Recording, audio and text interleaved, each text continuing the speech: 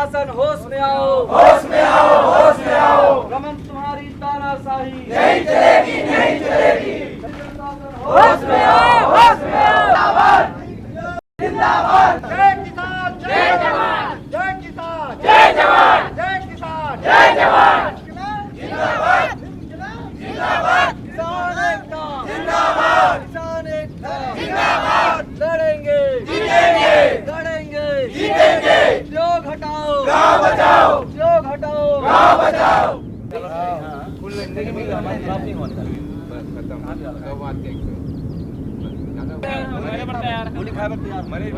अठारह सौ संतावन में जो लड़ाई हुई से वो अभिमतम नजर आई अगर फैक्ट्री खुला से। स्पंज आयरन फैक्ट्रियों के प्रदूषण से सबसे ज़्यादा प्रभावित राज्य है छत्तीसगढ़। राज्य गठन के 3 सालों में 632 करोड़ की पूंजी निवेश से 8,755 नए उद्योगों की स्थापना हुई। 7 करोड़ से 100 करोड़ की पूंजी लगाकर स्थापित स्पंज आयरन उद्योग स्थापना से 2 वर्षों में ही लगाई गई पूंजी वापस कर लेती है। पहले हम लोग बड़े खुश थे कि चलो यहाँ पे फैक्ट्रियाँ लग रही है, हमारा क्षेत्र हिंदुस्तान के वह नक्शे में जाएगा जहाँ इस क्षेत्र को जानना शुरू कर देंगे पूरे हिंदुस्तान के वासी। लेकिन आज पता लगता है कि हिंदुस्तान में इस क्षेत्र को प्रदूषण के नाम से जाना जा रहा है। धुआं उड़ रहा है काला काला, जो हमारे श्वास नली के माध्यम से शरीर में जा रहा है। चारागाह में चारा मवेशी के लिए जो चारा है वो काला पड़ चुका है। यहाँ तक कि मवेशी जो चारा चरते हैं उनका गोबर भी काला पड़ चुका है। पहली उम्मीद रही से कि कंपनी यहाँ से यहाँ विकास हो, इसे बहुत उम्मीद रही से, पर अगर लगा था कि जो उम्मीद हम कर रहे हैं वो फालतू हो गए।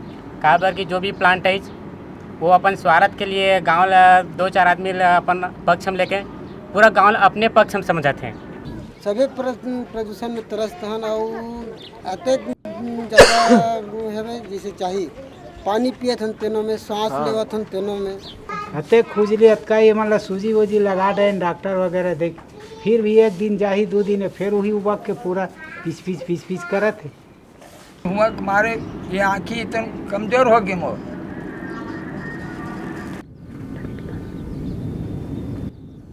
इन फैक्ट्रियों के धुएं में carbon dioxide, sulphur oxide, nitrogen oxide, धूल व कार्बन के ठोस कण के साथ तरल सल्फर एसिड होते हैं जो वातावरण को प्रदूषित करते हैं। हमारे गांव में रोजगार मिले की सोचत रहे तो रोजगार के जगह हमारा रोग मिलत है। हमारे गांव में गरीब परिवार बहुत है जिन अपन खर्चा से इलाज नहीं करवा सकत और जिन मवेशी चारा चरते तेन पूरा काला हो गए। और हमारे गांव की जमीन है तेन पहले उपजाऊ रही तेन पूरा बंजर हो गए जो हम किसानी नहीं कर सका।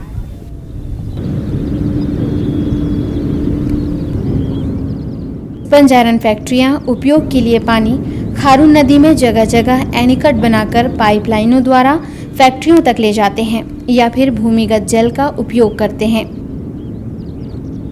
हमारे गांव में हजारों एकड़ जमीन है, उस खेत में नाला में गंदा पानी बहाया जा रहा है। वो सब किसान का खेत है। अब खेत में पानी बहते बहते वो सब खेत बर्बाद कर रहे हैं।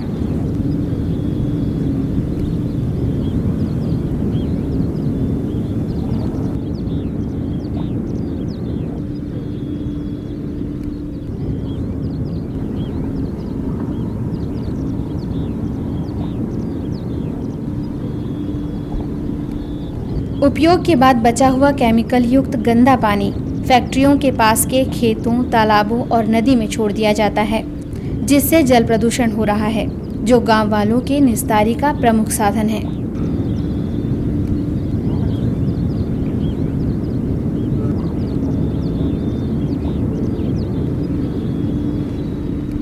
विकसित देश है, वो स्पंज आयरन नहीं बनाता, वो स्पंज आयरन को उसको लेता है, उसको करके उस तिल लेता है। अब एक भ्रम फैलाया हुआ कि चाइना को चाहिए, केवल चाइना को नहीं, किसी को भी को चाहिए। लेकिन वो क्या चाहिए? प्रदूषण नहीं चाहिए, प्रदूषण तुम झेलो, लेकिन हमको उसका लाभ चाहिए। स्पंज आयरन के तो नए तकनीक अपनाने की जरूरत है, जैसे जापान ने अपनाया है। जापान में स्पंज आयरन होता है लेकिन उसका तकनीक भिन्न है, हाई तकनीक है। और हाई तकनीक में बहुत सारी चीज़, हाई तकनीक इसलिए नहीं लगाता है क्योंकि हाई तकनीक से इन्वेस्टमेंट ज़्यादा है। 14-15 करोड़ में आपका फैक्ट्री बन जाएगा। प्रदूषण जितना होगा, जितना हो गया। बाकी 10-20 साल में अगर स्पंज आयरन में 2 साल ठीक से चला तो तीसरा साल और एक फैक्ट्री लग सकता है।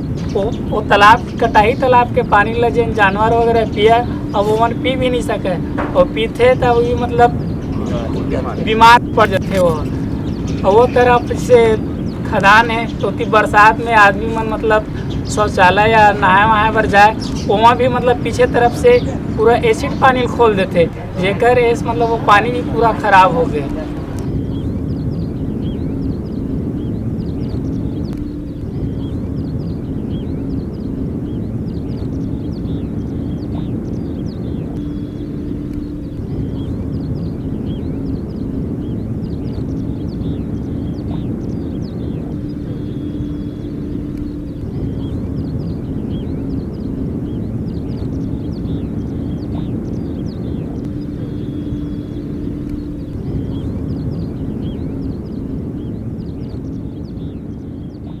सिमगा, सिलतरा और मंदिर हसौद के क्षेत्र के 30 से 40 गांवों की 50,000 एकड़ जमीन बंजर हो रही है, जिससे 1.25 लाख किसान प्रत्यक्ष या अप्रत्यक्ष रूप से प्रभावित हो रहे हैं। अव्यवस्थित नीति द्वारा स्थापित स्पंज आयरन फैक्ट्रियां अपने साथ तबाही लेकर आती हैं। क्यों हमारे गांव में कृषि विभाग है, उसी में तो जी खा रहे हैं हम लोग। तो गांव, हमारे पूरा गांव ऐसे है कि पढ़े लिखे आदमी नहीं है, पूरा नगर जोता है। ये तो धोखा दे के लिया है कि मैं झाड़ लगाऊंगा, केला लगाऊंगा, संतरा लगाऊंगा, गांव वालों को इतने दिन दूंगा, जैसे चाहिए सबको पालूंगा। ऐसे कर करके तो धोखा दे के हमको हमारी ज़मीन खरीद है। खेत बर्बाद हो जाए, हम क्या करके खाएंगे? हमारा बच्चा को हाथ धोवा जाएगा हैं? इस केस द्वारा गांव में ज़बरदस्ती पाइपलाइन बिछाया जा रहा है और खारू नदी से उद्योग तक पानी ले जाया जा रहा है। ग्राम के किसानों का ज़मीन ज़बरदस्ती हड़प लिया गया है। औद्योगिक क्षेत्र सिलतरा से हमारे गांव कम से कम 10 किलोमीटर दूर है। सिलतरा औद्योगिक क्षेत्र से ही लगे एक उद्योग से 13 एकड़ के एक तालाब है, जहाँ पे गंदा पानी जा रहा है।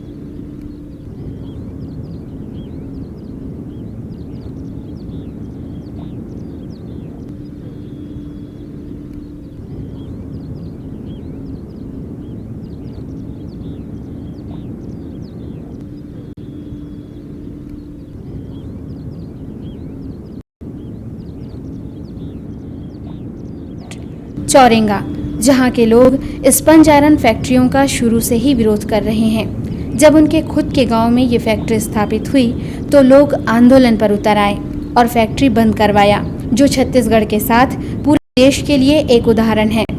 उत्पादन के लिए तैयार फैक्ट्री, जिसका 15 अगस्त 2004 में उद्घाटन होना था, 14 अगस्त को ही बंद करवा दी गई। इसी तरह काठिया के लोगों ने कंस्ट्रक्शन पीरियड में ही फैक्ट्री को बंद करवाया। खराब जमीन होती तो बात अलग थी। हमारे यहाँ तो टोटल कृषि योग्य जमीन है, खेती के लिए लिया गया है, खेती करेंगे करके लिया गया है, तो हम लोग को धोखा दे के लगाया जा रहा है ना। और ज़मीन खरीद करके हमको धोखा दे के आज लोहा कारखाना लगा रहा है। इसीलिए हम लोग को उससे विरोध है। अगर वो फैक्ट्री बने, चाहे हम रहें चाहे फैक्ट्री रहे। हाँ, सभी 10 गाँव के समर्थन देवत है कि हमारे गांव फैक्ट्री होना नहीं चाहिए। ये बेमता जीवन मतलब बेमता के आदमी के जीवन नो है, पूरा मतलब छत्तीसगढ़ के ये आसपास जितने भी क्षेत्र है ना।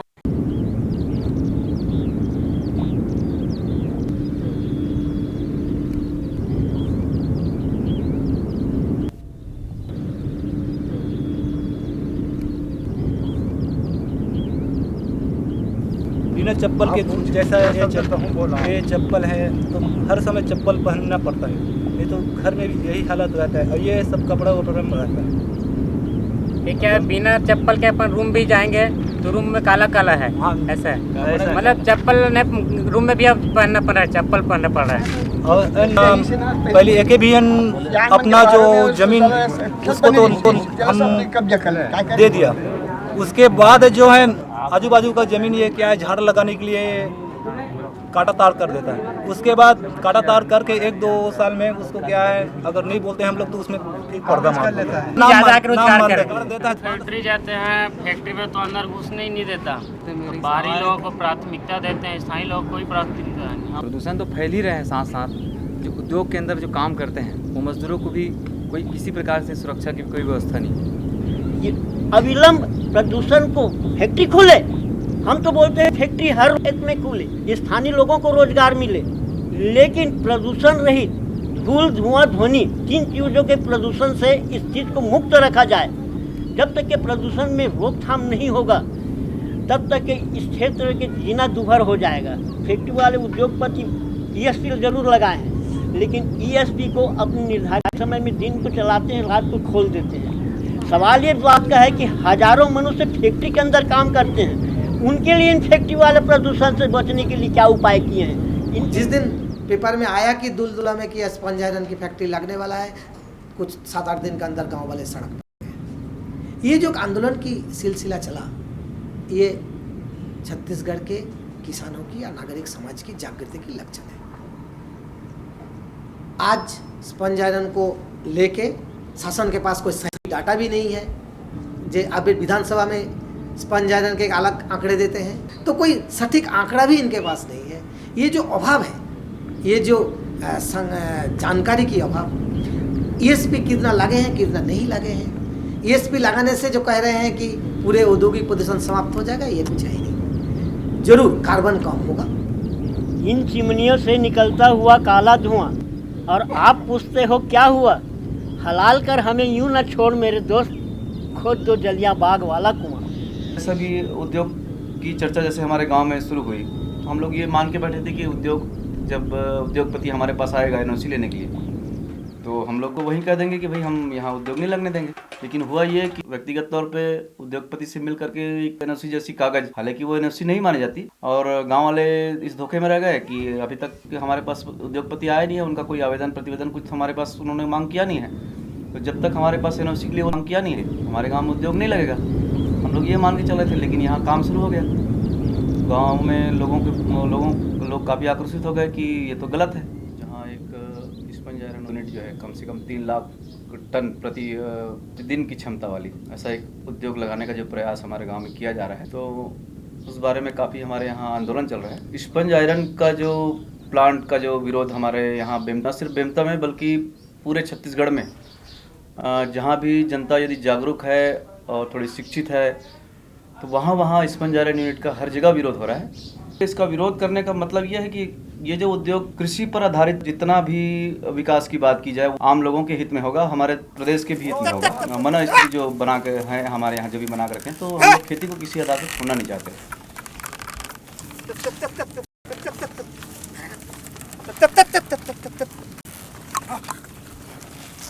उसका क्या है, NOC गांव वाले से नहीं लिया है, और बोलने पर बोलता है कि हम भूतपूर्व सरपंच से ले लिया। भूतपूर्व सरपंच को बोलने पर बोलता है कि मैं दिया नहीं हूँ। आज ज़मीन है वो वृक्षारोपण के लिए, प्लांटेशन के लिए, तो गाँव वालों को पता नहीं, पूछने पर बोलता है कि कलेक्टर महोदय बोला है।